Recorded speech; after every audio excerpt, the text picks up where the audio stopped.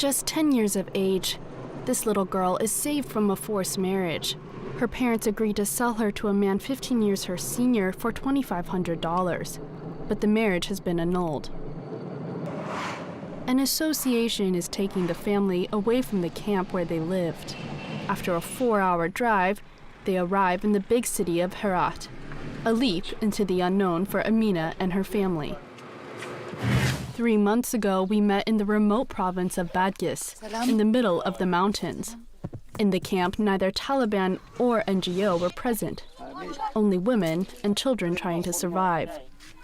Many of the girls were being sold as a source of income for the families.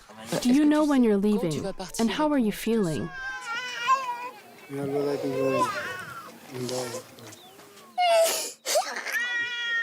Do you feel ashamed for selling her when you see her crying like that?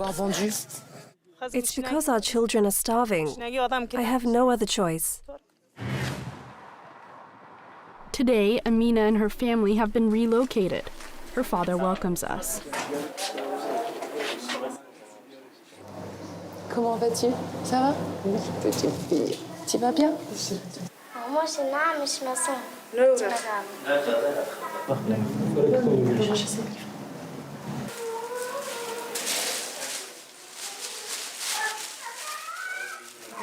Tu me montres ce que tu as fait. Tu as fait tout le coloriage? Et Amina va pouvoir rester avec vous, il n'y a plus de mariage. Qu'est-ce que ça représente?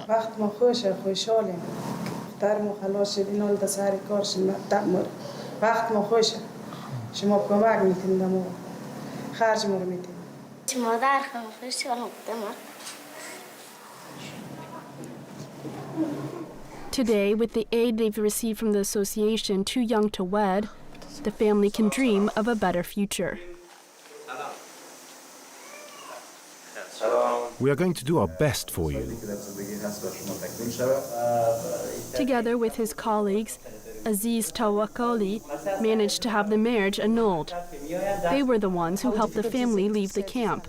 Can you explain to me? Maybe we go. Okay. Because it's complicated again. To go further into detail, Aziz brings us into the living room to speak discreetly. It happened under the supervision of the imams in their neighborhood. To annul the marriage, we had to promise to help the father find a job. We had to sign a written agreement that the father must reimburse the husband within a year or 2. The organization treads a delicate balance, working to find a solution for families, but never buy back children directly. They fear parents could be tempted to sell their children to get more aid.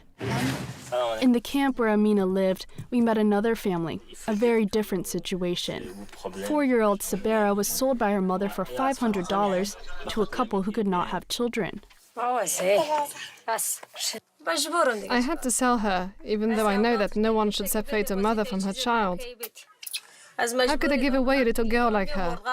All of my children were going to starve to death. Sabera has been reunited with her family. Thanks to the association, the adoption was canceled. Today, the little girl goes to school in Herat for the very first time. A completely new experience. Sabara felt uncomfortable. Never mind the music and kind teacher. She stayed in the kindergarten class for no more than a quarter of an hour. She didn't say a word. In the most poor and remote region of Afghanistan, selling young girls is a custom. And you're never going to sell your daughter again? No, I'll never sell her again. I love my daughter very much. I had to sell her, and I couldn't stop crying afterwards.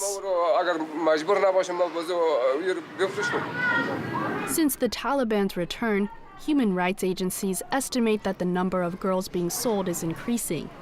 The practice has officially been denounced by the Taliban, but for some families, it's the only means of survival.